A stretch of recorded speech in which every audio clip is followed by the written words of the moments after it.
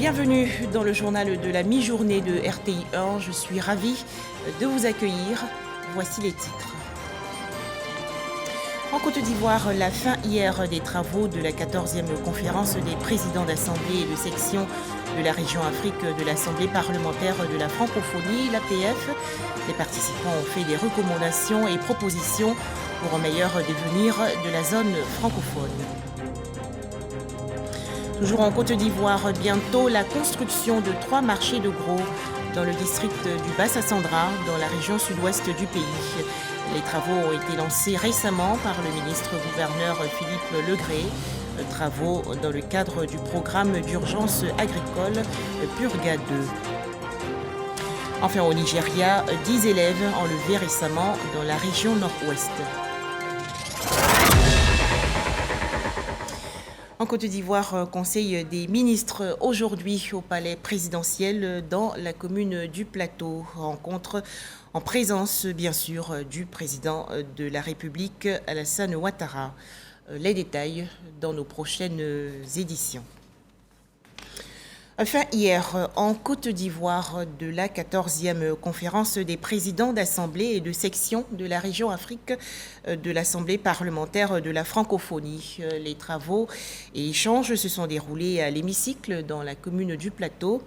Les participants, notamment les délégations venues de pays francophones, ont fait des recommandations pour un meilleur devenir de la zone francophone. Les explications tout de suite de Moussa Konaté.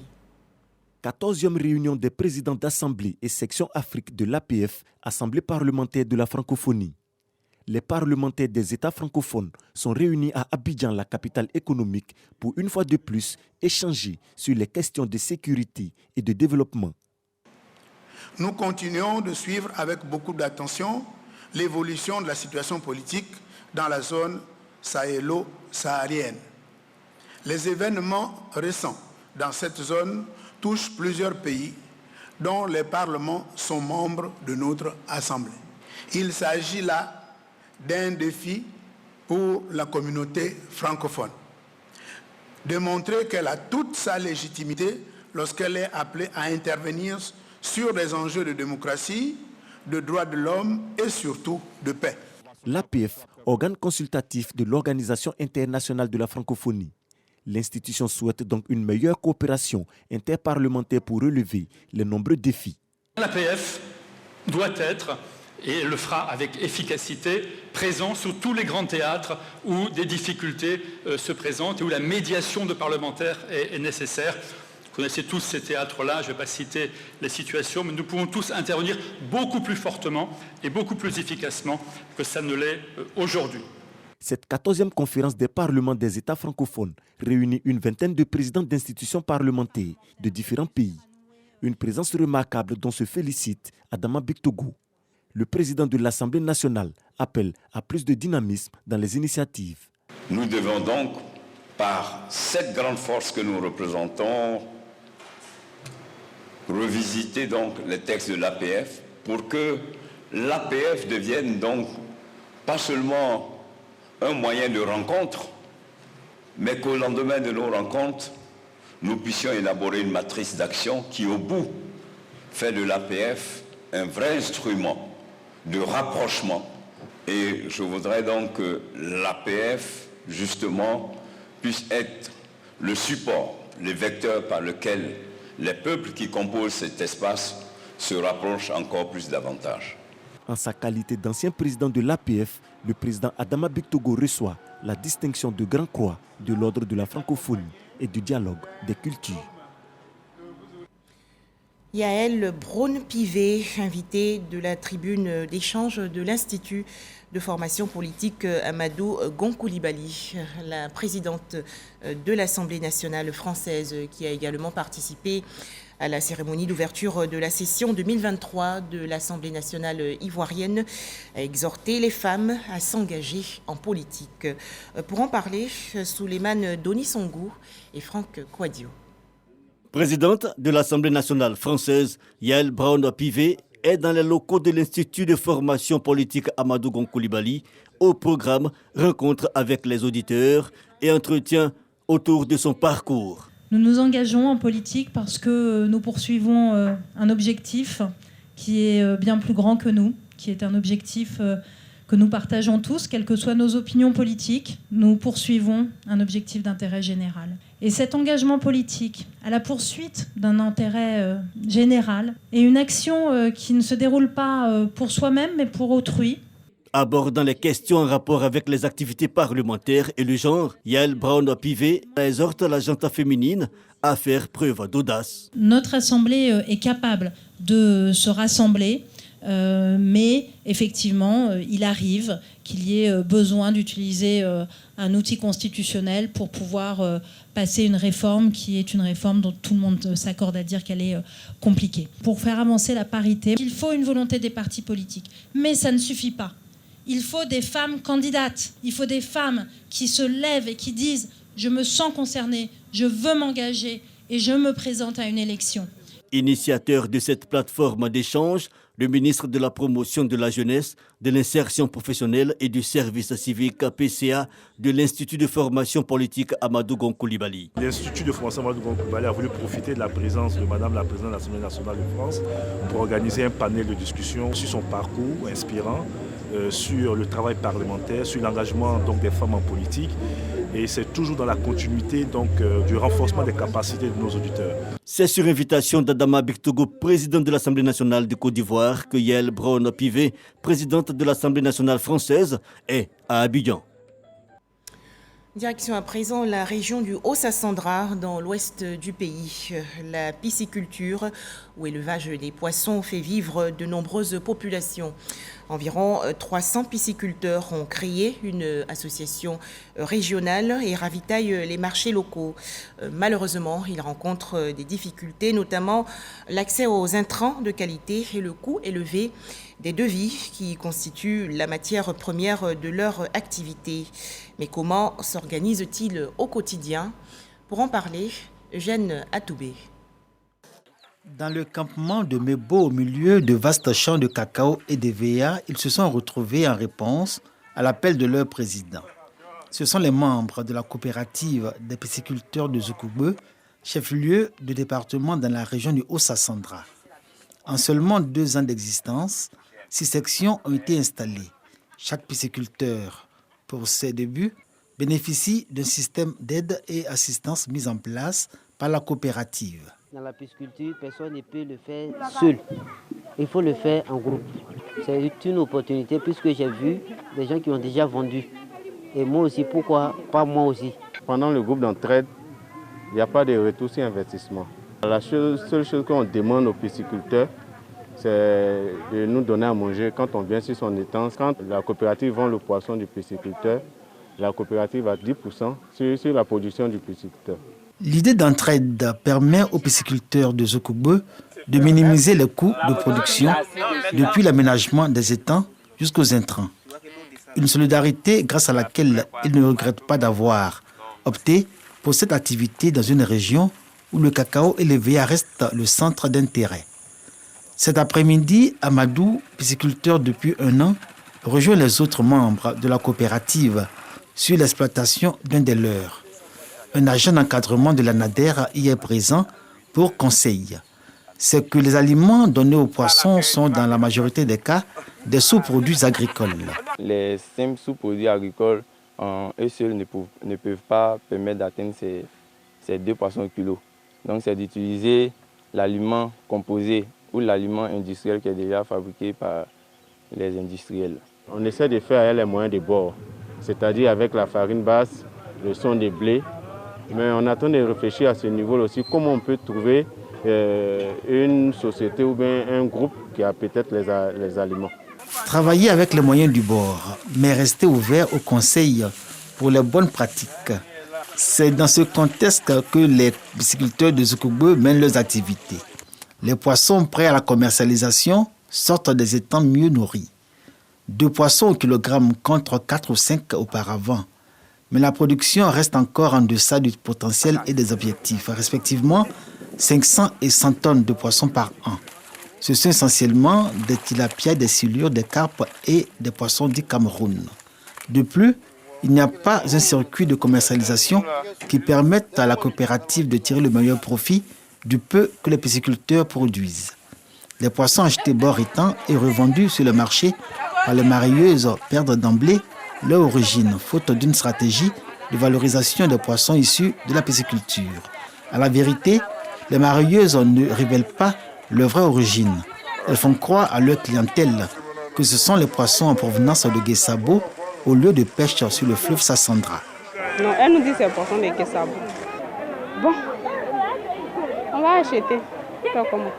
Les femmes qui viennent payer, eux ils demandent si c'est pour spiculture ou bien c'est pour Guessabo. Le prix de Guessabo et puis le prix de spiculture, c'est pas la même chose. Parce que pour Guessabo est bien. Nous demandons à ces femmes-là qui ont été formées pour qu'ils puissent vendre des poissons de leurs maris pour pouvoir les débarrasser de cette mauvaise attitude qui est entre les mareyeuses et nous les producteurs du poisson. D'une localité à une autre, les difficultés, préoccupations, besoins et attentes se répondent. Comme ici, dans cette ferme agro-piscicole à Cramois, village de la commune de Daloa. Ce sont 3 hectares de bas-fond qu'exploite Chekna Maïga. Seulement 2 à 2 tonnes et demie de poissons sont vendus par cycle pour des étangs pouvant contenir 100 000 alevins. La cause de cette sous-production, la difficulté à se procurer les intrants de qualité pour mieux nourrir les poissons. On n'a pas de subvention, on n'a pas d'aide. On est obligé d'aller nous-mêmes avec nos fonds. On a vraiment besoin de soutien. Nous avons émis une réflexion sur un projet qu'on a appelé Programme Alevin Aliments de qualité. Nous irons au niveau des écloseries pour signer des partenariats et au niveau aussi des industries pour l'aliment. À Daloa, les pisciculteurs se sont regroupés pour créer l'Union régionale des aquaculteurs du Haut-Sassandra, une fêtière de 6 coopératives dont l'objectif est de valoriser et de professionnaliser la pisciculture, secteur dans lequel exercent 875 acteurs intégrant toute la chaîne de valeur. Face aux difficultés à obtenir les intrants, certains fermiers produisent sur place des alevins, à l'exemple de Fertico, ferme Thiro du centre-ouest. Une technicité dont peuvent profiter les autres pisciculteurs pour leurs besoins en alevins. Moi, je recommande tous ceux qui ont des petits étangs, 1 étang, 2 étangs, ils sont obligés d'acheter des alevins avec les fermes sébancières. Maintenant, lorsque tu as l'ambition d'aller plus loin, avoir une grande ferme où tu vas produire près de 50 000 alevins, moi je conseille plutôt aux pisciculteurs eux-mêmes de faire ça, de produire les alevins. En moins de 3 mois, ils peuvent avoir les 50 000 alevins. Ça leur permet de réduire les charges. Le système de production d'alevins de la ferme Thiro ne peut satisfaire la clientèle. La forte demande des pisciculteurs, ceux de Daloa comme ceux de Zoukougbeu. C'est ici, dans cette écloserie, à l'entrée de la ville de Gonaté, sur l'axe Daloa-Boiflé, qu'ils viennent se ravitailler. 2 souches, l'une brésilienne et l'autre dite boaké, sont disponibles. Au bout de 3 mois, grâce à la méthode d'inversion sexuelle, les alevins sont disponibles, vendus 50 francs CFA l'unité pour un poids de 3 grammes. Cette écloserie est la seule dans toute la région du Haut-Sassandra à fournir aux pisciculteurs les alevins qui vont ensuite peupler les étangs piscicoles. La méthode de nourrissage, les méthodes de production sont les méthodes les plus archaïques. J'utilise la farine basse de riz, j'utilise les sons de riz et certains même, ils mettent des alevins et puis ils abandonnent, là ils laissent pour que la nature nourrisse leurs poissons et puis à la fin de l'année, ils viennent faire des récoltes, mais vraiment de très très maigres récoltes.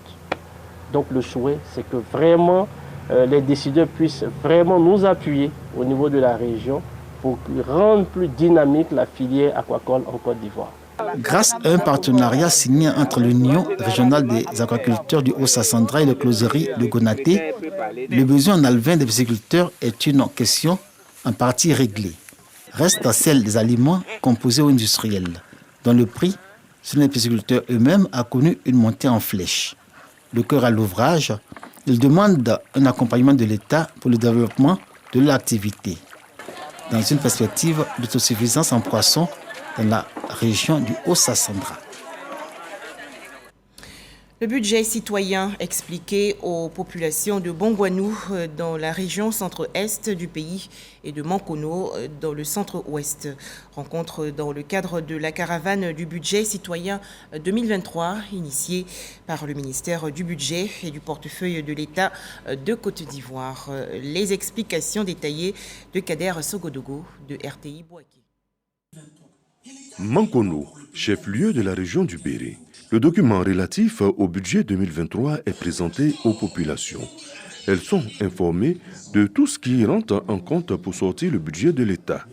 La caravane du budget citoyen 2023 reste attachée à la volonté du président de la République Alassane Ouattara, celle de la transparence dans la gestion des finances publiques. Le budget citoyen favorise l'appropriation des actions du gouvernement par les populations, leur contribution à l'amélioration de la politique publique et leur adhésion au service fiscal, surtout d'impulser le contrôle citoyen. Il est important de signaler que c'est la 5e fois que la Côte d'Ivoire produit ce document qui permet aux citoyens de mieux comprendre le budget de l'État. Après Mankono, Bongouanou, les hommes du directeur général du budget et des finances, Traoré Seydou, sont au contact des populations. L'élaboration de ce document fait suite au constat que la population pour laquelle est élaboré et exécuté le budget de l'État ne s'y intéresse pas toujours du fait, soit de la complexité des informations que contiennent les documents budgétaires, soit d'un manque de connaissances budgétaires. À ce titre, le ministère du budget du portefeuille de l'État voudrais vous rassurer, chères populations, que l'engagement du gouvernement de produire régulièrement le budget citoyen pour l'information de toutes et de tous, à travers notamment une large diffusion et une sensibilisation de proximité. À chacune des étapes, les populations sont réparties heureuses de cette initiative. Elles n'ont pas manqué de féliciter tous ceux qui travaillent dans le sens de la transparence budgétaire, notamment le ministre du Budget et du portefeuille de l'État, Moussa Sanogo. Deuxième titre de ce journal, bientôt la construction de 3 marchés de gros dans le district du Bassa-Sandra, c'est dans la région sud-ouest du pays. Le ministre-gouverneur Philippe Legré a donc procédé il y a quelques jours au lancement des travaux de construction de ces infrastructures, des travaux dans le cadre du programme d'urgence agricole Purga 2. Les explications de Sam Conan. 3 marchés de gros à construire dans le district autonome du Bassa-Sandra. Il s'agit des marchés de gros de Yabayo dans la région de la Nawa, celui de Meneke dans la région de San Pedro et enfin le marché de gros du Zegban Nouveau dans la région du Boclé. Chaque marché aura une superficie d'1 hectare sur lequel sera construit un hangar de 300 mètres carrés, comprenant un bureau, un magasin et un espace pour le chargement et déchargement. Les marchés de proximité seront également équipés d'énergie solaire et de moyens de transport pour le ramassage des produits des zones rurales vers le lieu de groupage qui est le marché de proximité. La pose de la première pierre a eu lieu en présence des autorités et des femmes productrices du vivrier. Le marché là, c'est pour nous. C'est pour nous, les vivriers. Nous, les femmes, on va vendre beaucoup pour nourrir la Côte d'Ivoire. Le choix de Fresco et l'emplacement à Zegban est une très bonne chose. Parce que le bitumage de l'axe d'Ivo-Fresco va traverser Zegban. Nous aurons un marché de gros, la côtière à gauche, et c'est fait pour nous arranger. Le ministre-gouverneur Philippe Legré traduit ici la reconnaissance des populations du district autonome du Bassa-Sandra au chef de l'État. 308 milliards pour la côtière, c'est le coût de la côtière. Pour nous permettre de vivre bien et de réduire la cherté de la vie. Alors, mais comment ne pas dire merci à ce grand homme pour cette vision futuriste de notre pays et de notre région et de notre département. Merci à M. le Président de la République.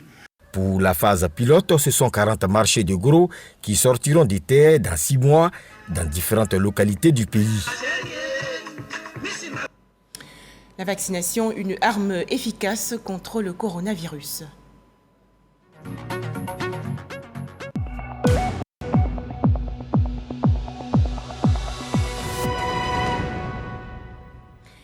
Les chiffres du coronavirus en Côte d'Ivoire. Un nouveau cas de coronavirus a été enregistré hier selon le ministère de la Santé, de l'Hygiène publique et de la couverture maladie universelle. La Côte d'Ivoire comptabilise donc à présent 88 304 cas confirmés de coronavirus, 87 465 personnes guéries, 834 décès et 5 cas actifs. Faisons-nous tous vacciner contre le coronavirus. Direction la région nord-est du pays. Bientôt un schéma directeur d'aménagement et de développement pour le district autonome du Zanzan. Mais avant, cet atelier de lancement de l'élaboration du document en présence des élus et cadres de Bondoukou. Les explications détaillées de Herman Niamia. Élaboration d'un schéma directeur d'aménagement et de développement du territoire du district autonome du Zanzan. Le ministre-gouverneur et son équipe veulent s'appuyer sur cet outil de développement pour avoir une vision prospective et un cadre de cohérence dans la planification des projets de développement. À l'atelier de lancement de l'étude, le directeur des cabinets adjoint du ministre du Plan et du Développement a insisté sur l'importance de cet outil. Il permet aux planifications successives régionales et nationales de s'articuler sur des objectifs mis en commun et durables. Il donne plus de visibilité aux politiques sectorielles en offrant un cadre de cohérence spatiale. Le ministre-gouverneur du district autonome du Zanzan, tout en saluant la mobilisation des populations à cet atelier, a souligné que le schéma directeur doit permettre de planifier des actions concertées pour combattre, entre autres, l'insuffisance des infrastructures routières, le déficit en matière d'équipements structurants, l'insuffisance des activités génératrices de revenus et de développement humain. Un appel à tous les fils du Zanzan pour s'impliquer dans ce projet, pour que cette vision du chef de l'État se réalise. Le cabinet choisi pour mener cette étude aura la responsabilité de concert avec un comité de pilotage et un comité représentatif des corps constitués du Zanzan de travailler avec tous les acteurs du développement pour une meilleure appropriation et mise en œuvre de ce schéma directeur. Célébration du 8 mars 2023 dans la région de la Nawa, dans le sud-ouest du pays. Les membres de l'Union des femmes de la Nawa ont fait le point sur leurs droits et les défis à relever. Les détails, Jean Djadji. Les femmes des 4 départements de la région de la Nawa réunies à la place de l'indépendance de Méagui pour commémorer la Journée internationale des droits de la femme. À leur côté, la sénatrice Laure Donvaï et le vice-président du conseil régional de la Nawa. Un moment privilégié pour faire le point des avancées en matière d'autonomisation des femmes rurales. Aujourd'hui, elles ont un bilan. Et il faut le dire, ce bilan au niveau des femmes rurales se fait grâce au FAPSI de la première dame de la République de la Côte d'Ivoire. Elles ont pu obtenir des prêts qui leur ont permis de travailler, d'améliorer leurs conditions d'existence et aujourd'hui d'être autonomes financièrement. Nous sommes heureuses d'être des femmes aux côtés de nos hommes pour le développement de cette nation. Nous voulons encourager chaque femme à son niveau à se battre davantage dans l'honnêteté avec en développant toutes les valeurs nécessaires afin de hisser haute notre nation. S'adressant à ses sœurs, Laure Donvaï, présidente de l'Union des femmes de la Nawa, indique que l'éducation des filles est un impératif dans la quête de l'émancipation et de l'autonomisation et surtout pour relever les défis futurs. Mettons nos filles à l'école pour que demain elles aient accès à tous ces différents métiers et à l'éducation pour que demain elles soient autonomes. Je compte sur les femmes de Méadji, je compte sur toutes les femmes de la Nawa. Nous sommes déjà prêtes, nous avons pris le train de l'émergence. On va se retrouver demain pour pouvoir parler de la Nawa au-delà de ses frontières. Au nom du président du conseil régional de la Nawa, Alain Richard Donvaï, parrain de la cérémonie, le vice-président du conseil régional annonce la mise en place d'un fonds de 20 millions de francs CFA pour financer les activités génératrices de revenus des femmes de la région. Toujours en Côte d'Ivoire, 2 coopératives agricoles de la région sud et du centre-ouest font la promotion de l'autonomisation de la femme. Il s'agit de la société coopérative agricole de Iré et de la société coopérative agricole de Divo. Pour en parler, Godefroy Okambawa. Près de 2000 femmes issues de 2 sociétés coopératives de la sous-préfecture de Irié, félicitées pour le succès de leur activité qui participent à leur autonomisation financière grâce à la création d'associations villageoises d'épargne et de crédit. Une célébration couplée à la Journée internationale des droits de la femme. Nous sommes reconnaissants pour le changement que l'AVER a apporté dans nos vies économiques et sociales. Aujourd'hui, nous, les femmes des localités des coopératives de Sokopadou et de Sokaï, arrivons à financer nos activités génératrices de revenus. Nous sommes associés dans les prises de décision dans nos différents ménages. Nos mamans sont heureuses depuis bientôt 5 ans pour certaines. La Sokaï n'a pas occulté le volet femme dans ses agissements. En effet, nous avons encouragé les femmes productrices, les femmes de nos producteurs et certaines femmes de la communauté à s'organiser en association pour la prise en compte de leurs besoins. Grâce au soutien de leurs partenaires chocolatiers, la Société coopérative des producteurs agricoles de Douaville et celle de Irié ont favorisé la création de 41 AVEC, dont les membres sont constitués de femmes. À travers leurs actions, ces coopératives œuvrent essentiellement à l'autonomisation de la femme. Un tout autre sujet à présent. Monsieur Togonini, œuvre théâtrale de feu, l'écrivain ivoirien Bernard Dadier a été interprété récemment au Palais de la Culture de Trècheville par la troupe du Djeli Théâtre d'Abidjan. Spectacle dans le cadre de la Journée mondiale du théâtre célébrée le 27 mars dernier. Le point, Khalil Diomandé et Michel Mambo Sogodogo. Bidefer et sa troupe du Djeli Théâtre d'Abidjan s'apprêtent à offrir un spectacle à la salle Kodjo et Bouclé du Palais de la Culture de Trècheville.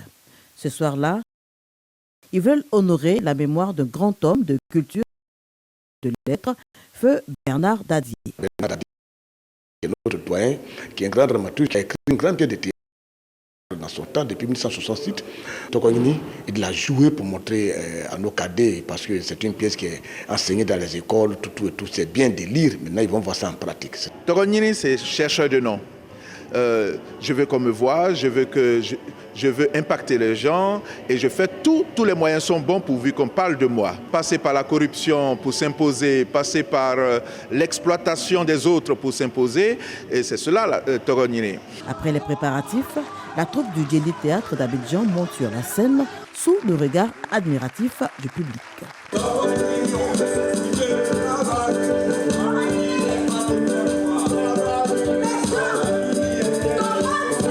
À travers l'interprétation de la pièce théâtrale Monsieur Togonini de Bernard Dadier, ces comédiens dénoncent sans artifice le complexe qu'éprouvent certains Africains face aux Occidentaux. Dans un style comique, il décrit le comportement des leaders africains qui, au nom de l'opulence, se mettent au service des Européens pour exploiter les richesses de l'Afrique. Toute chose qui édifie les spectateurs. Cette activité nous réconcilie véritablement avec le théâtre vrai, avec le théâtre de qualité. Le théâtre n'est pas mort, ce n'est pas vrai. Il faut enlever ses œillères pour comprendre que ce qui importe, c'est la promotion de cet art-là. Cette prestation théâtrale intervient dans le cadre de la Journée mondiale du théâtre, commémorée tous les 27 mars. Dans l'actualité nationale également, la cérémonie d'hommage à l'ancien ministre de l'Éducation nationale, Paul Akoto-Yao, décédé en janvier dernier, dans sa 85e année d'existence. Cérémonie organisée le 3 avril dernier à la Bibliothèque nationale dans la commune du Plateau par le ministère de la Culture et de la Francophonie. Enfin, l'actualité hors de chez nous. 10 élèves de l'école secondaire gouvernementale de Awan, dans la région nord-ouest du Nigeria, ont été enlevés le 3 avril dernier. Cette zone est le théâtre d'enlèvement massif d'étudiants par des gangs. Voilà, c'est la fin de ce journal. Merci de votre confiance à RTI 1.